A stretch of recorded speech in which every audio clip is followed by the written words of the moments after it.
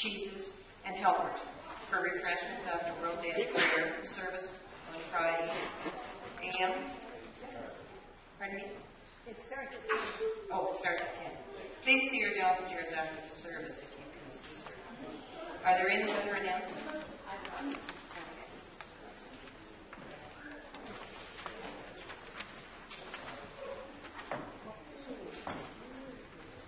Couple things, everybody. Remember, next Sunday after church, we're having a potluck lunch, and we are having a wonderful concert of request songs. You don't want to miss it. I've been looking at the list, and it's pretty neat what's been requested, and I'm really looking forward to hearing some of these numbers. There's still time to put in a very last-minute request if you have something to speak to me after. The other thing I wanted to mention was just to remind everybody about the piano fundraiser, which is why we're having this concert next week. It is there's going to be a free will offering for the piano next week, and just to follow up on a couple pianos. Bob and Karen went and listened to the piano in Aurelia last week, and they think it's wonderful. But we also heard of another piano in Barrie at a church that recently closed. And so I do believe that at some point this week someone will find out about that piano too. So our searching is coming up with a few very positive things that might turn out to be a little more affordable than what we had possibly dreamed. So we're very excited about that. Cheryl? Yeah.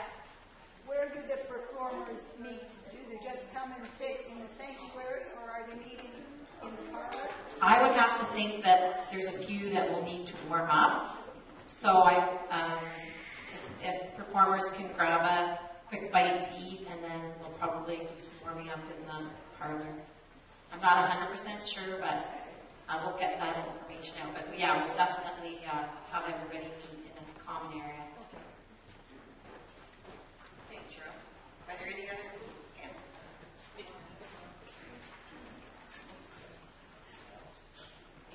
Well, I know several people have been wanting to see the shack. So far, twice it's been cancelled because of the weather. But we're trying Tuesday night, so keep your fingers crossed and come on down. And Tuesday night here at 7 o'clock in the parlour, the shack. Yeah, I read the book and it's amazing.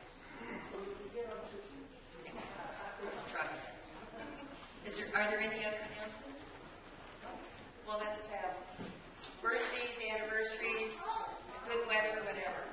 Are there any?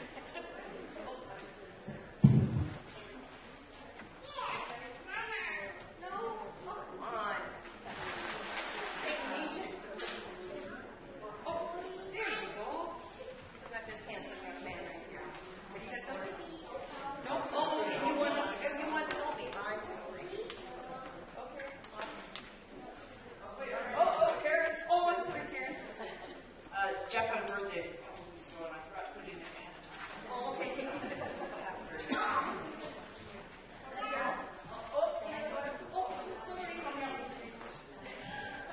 Okay, people, think of reasons. Will had a birthday last week. I guess his wife better put some money in too.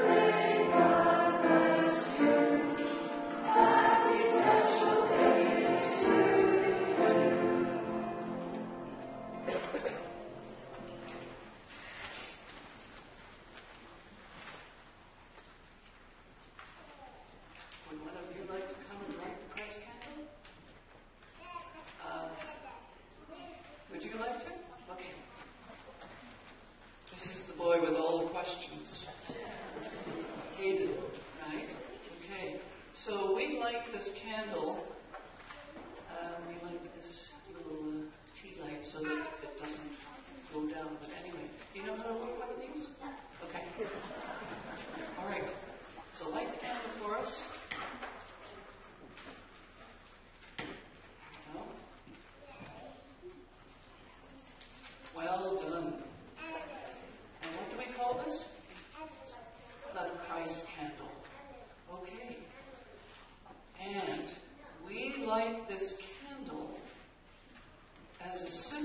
God's presence. So you had a question about God. Who made God?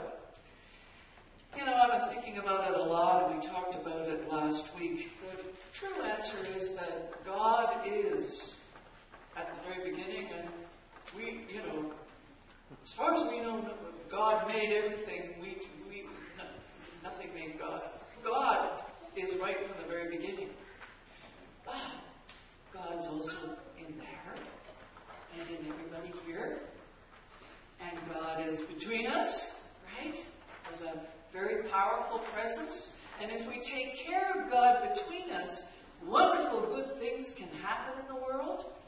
And then God is that power that holds everything in the entire universe together. And this helps us to be a grateful people, and it helps us to ask more questions. So I want to thank you for your question. Okay? We'll most probably keep talking about it, but you can go and sit down now. And one of the things that we in the United Church have been pondering over the last few years is the way in which we didn't recognize the presence of God here in this land when our ancestors first came to it. We perceived that the people that lived here before us were pagan, were not filled with the Spirit of God. And what we are starting to recognize, and we have said this in an apology from the United Church of Canada, is that the Spirit of God has been here from the very beginning, and the people that lived here worshipped and honored and loved the Spirit of God in ways that we need to learn. And for this we are very grateful. Lord, prepare me to be a sanctuary, right? No, listen to your children praying. Okay. Let's remain seated.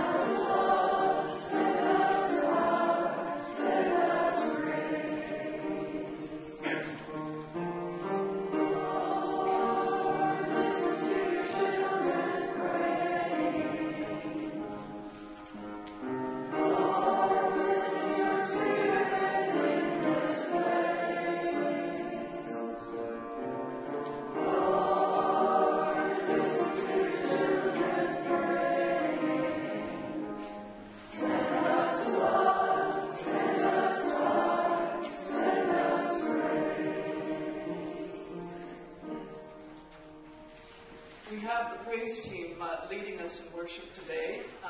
Sam is not here. He's down in Florida somewhere. Are you watching us, Sam? Hope you are. We miss you. Anyway, let us call one another into worship with the words that you see on the screen. I will say the golden text and you say the white. Welcome to this holy time which we create together. Together as a community with God and each other. We remember that we are of the earth. We are one with all life and members of a worldwide church. Let us breathe deeply as we open our minds and our hearts to worship our Creator. And our opening hymn is Come and Find the Quiet Center. Let's stand.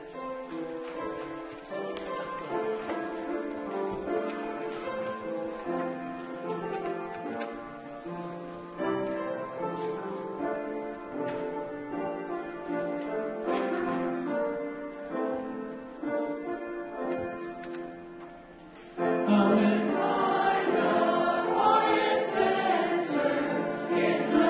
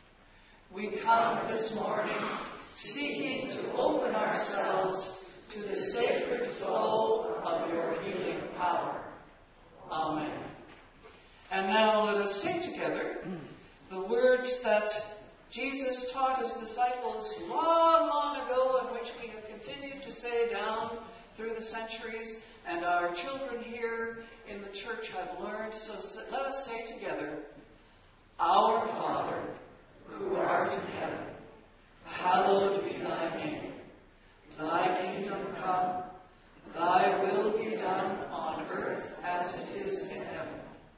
Give us this day our daily bread, and forgive us our trespasses, as we forgive those who trespass against us. And lead us not into temptation, but deliver us from evil. For thine is the kingdom, and the power, and the glory, forever and ever. Amen. So, we have a children's hymn. It only takes a spark. And are you going to play on this, Greg? Okay, great.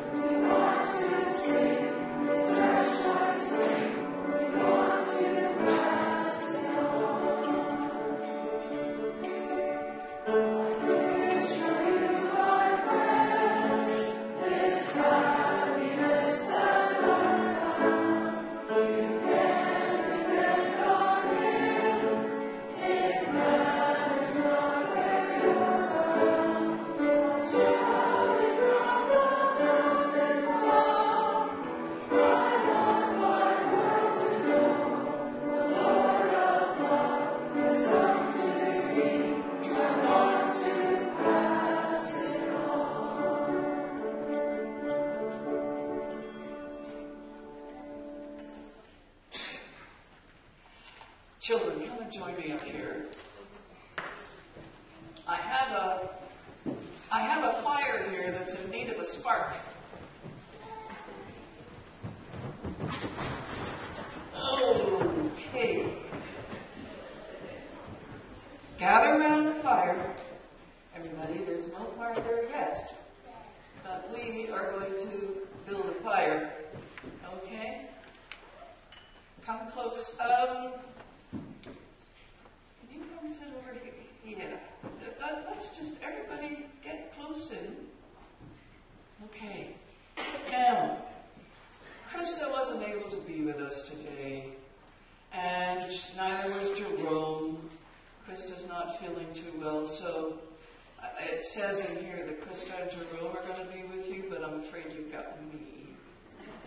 So I wanted to share with you a special book that I was given for Christmas, and it just so happens that I also bought this book for my granddaughter, Leona.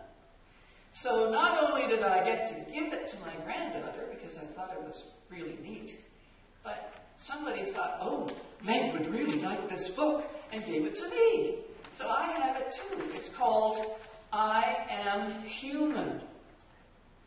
So I'm going to read it to you, and then we'll talk a little bit about what it means to be human. You know, the first human beings gathered around campfires and told stories about what it is to be human and asked questions about where did we come from. So this story starts with I was born. A miracle. One of billions. See all the other little babies? There are all kinds of babies, but there's this special one. One of billions, but unique. So just like all the others, but special. So this little person is lying on the ground and says, I am human. I am always learning. That's what it means to be human. Always learning. And I am finding my way. There's a pathway. And choosing my path on this incredible journey. So finding and choosing along the way. I have big dreams, standing on top of a mountain with a telescope, looking out at the entire universe, and I see possibility. I have endless curiosity. I make discoveries. I have a feeling of wonder, and I am amazed by nature. How many of you are amazed by nature? Sometimes kids think, yeah, what's the big deal? Because you're used to it? But boy, when you get older, ooh, you're going to be so amazed. I have a playful side, and I find joy in friendships. I am human.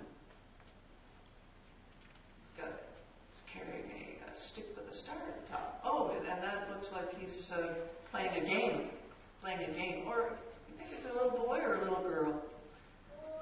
You think that's a boy? Because of the short hair? Some girls have short hair, you know.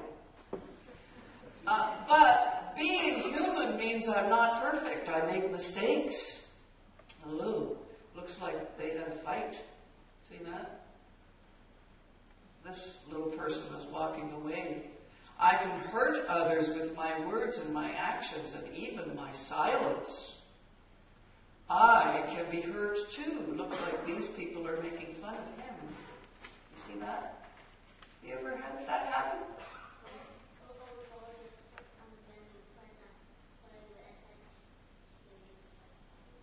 Oh, yeah.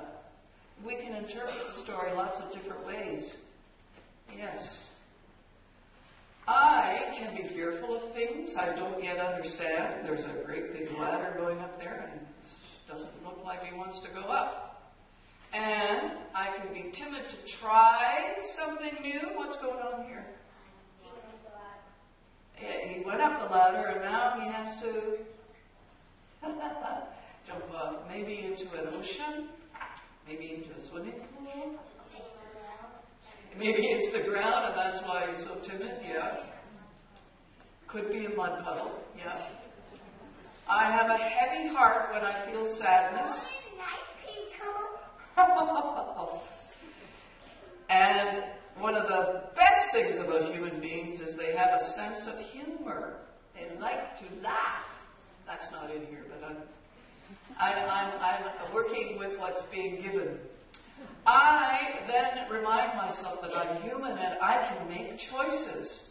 See, looking down and wondering, am I going to jump or am I not? And this time, decides to jump. I can move forward, and he jumps and he runs and he runs and he runs and he runs. Oh, he finds a flower. A poor choice can become a better choice with thoughtfulness. A bad day can become a great day with kindness. We're learning about all these positive ways to be with Krista and Jerome. I can act with compassion and lend a helping hand. I can treat others with equality, and I can be fair. I can choose not to fight, but instead to listen and find common ground. And I can say, I'm sorry when I do something wrong.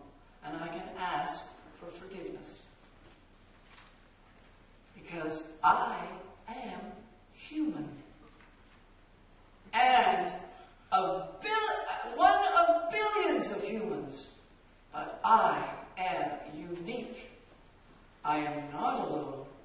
I am connected to my friends, to my family, to the world.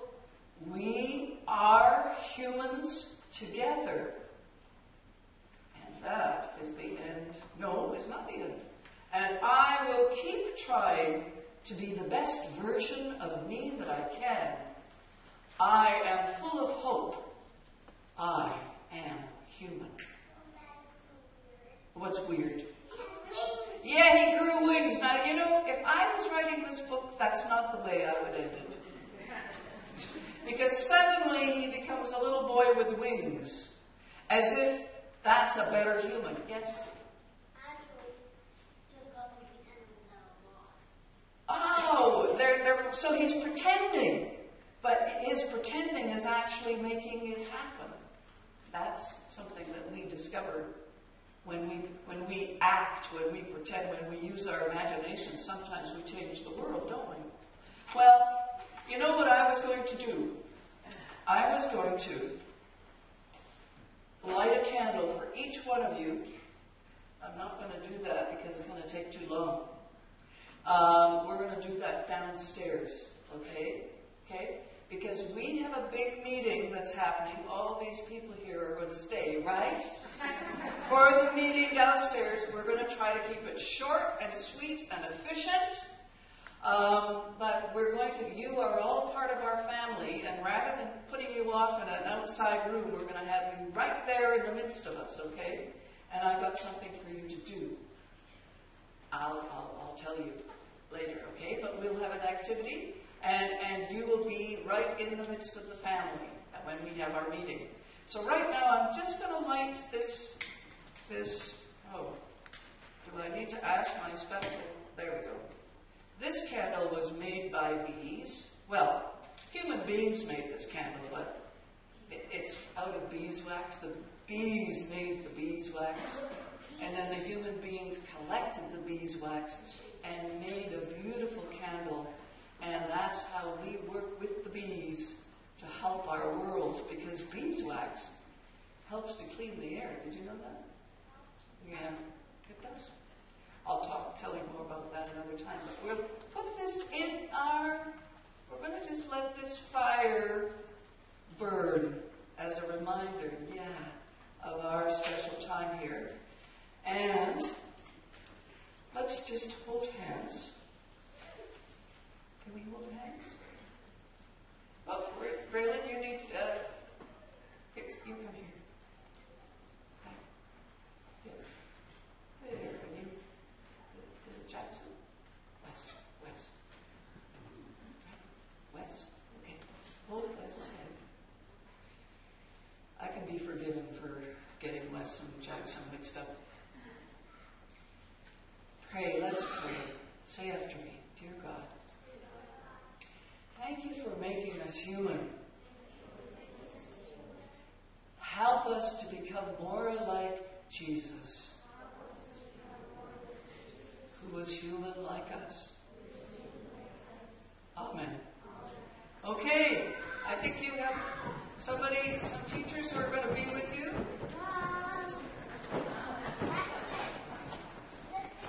Oh, I said I was going to leave this.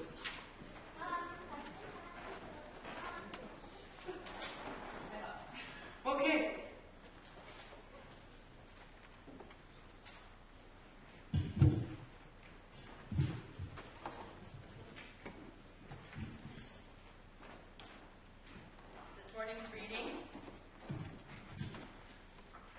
This morning's reading is Luke 6, verses 27 to 38. Love for enemies. But I tell you who hear me, love your enemies. Do good to those who hate you. Bless those who curse you. Pray for those who mistreat you. If someone strikes you on one cheek, turn to him the other also. If someone takes your cloak, do not stop him from taking your tunic. Give to everyone who asks you, and if anyone takes what belongs to you, do not demand it back. Do to others as you would have them do to you. If you love those who love you, what credit is that to you? Even sinners love those who love them. And if you do good to those who are good to you, what credit is that to you? Even sinners lend to sinners, expecting to be repaid in full. But love your enemies, do good to them, and lend to them without expecting to get anything back. Then your reward will be great, and you will be sons of the Most High, because he is kind to the ungrateful and wicked. Be merciful, just as your Father is merciful. Do not judge, and you will not be judged. Do not condemn, and you will not be condemned. Forgive, and you will be forgiven. Give, and it will be given to you. A good measure, pressed down, shaken together, and running over, will be poured into your lap. For with the measure you use, it will be measured to you. May the Lord add his blessing to his word. Thanks be to God.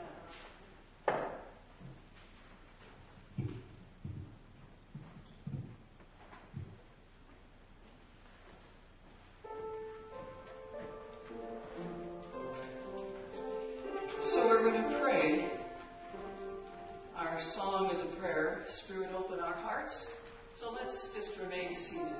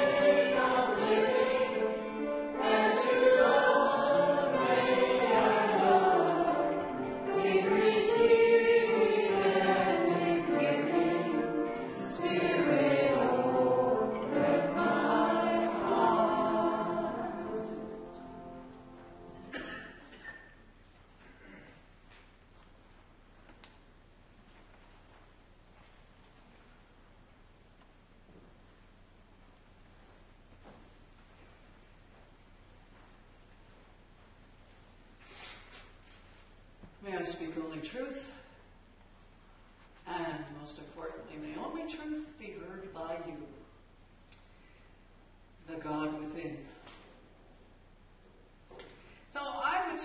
that's one of the toughest passages you could possibly read. The teaching that Jesus offers after his Sermon on the, not the Sermon on the Mount, Sermon on the Plain, which is what Luke gives us.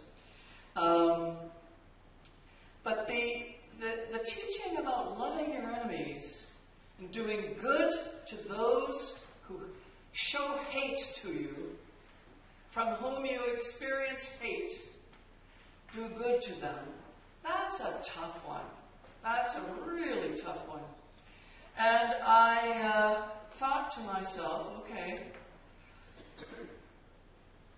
the place to go for illumination about this and understanding might be to someone who has chosen to follow Jesus, someone who is a disciple of Jesus, someone who has stepped forward and been ordained as a minister and ponders the scriptures, but is someone from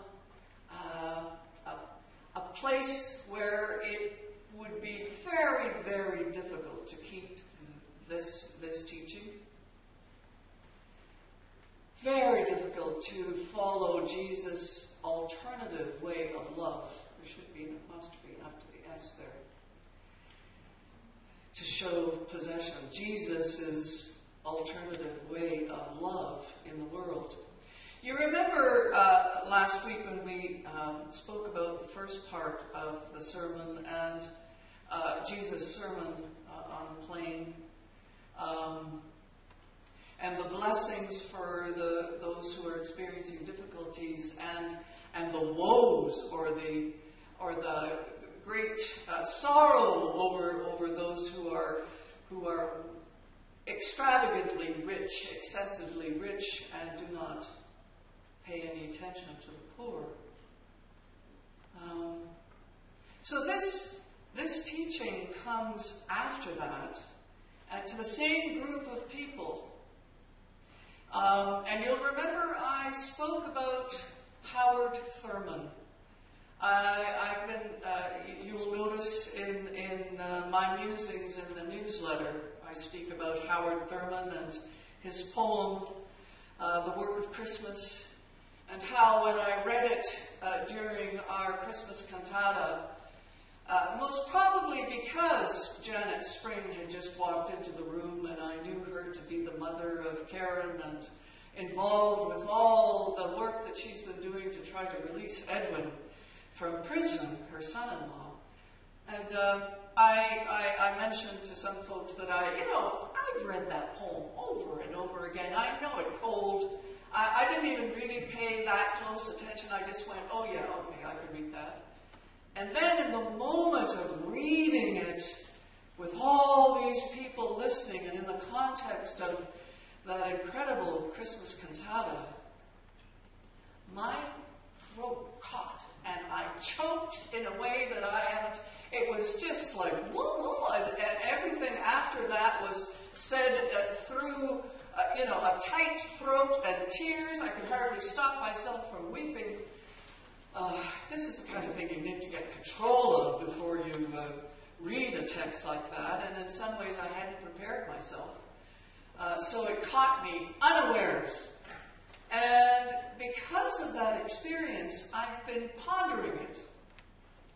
I've been wanting to find out more about this man, Howard Thurman, who wrote that poem. It's been a part of the resources that I've used over the years, and I haven't really found out that much about Howard. I knew he was a black person. I knew he was a black theologian. This is Black History Month. I thought it would be good to find out more about him. And as I told you last week, I discovered that he was a devotee, or he picked up some teaching from Mahatma Gandhi. He went to India, which of course grabbed me right away, and then he learned from Mahatma Gandhi, who's one of my great mentors, because of his choice of the path of non-violent resistance to evil rather than violent rebellion in response to evil, which is Jesus' way. That's the way Jesus lived. He lived in the midst of hostility, and he named it and called it what it was, but he never chose the way of violence to lead the movement that was gathering around him.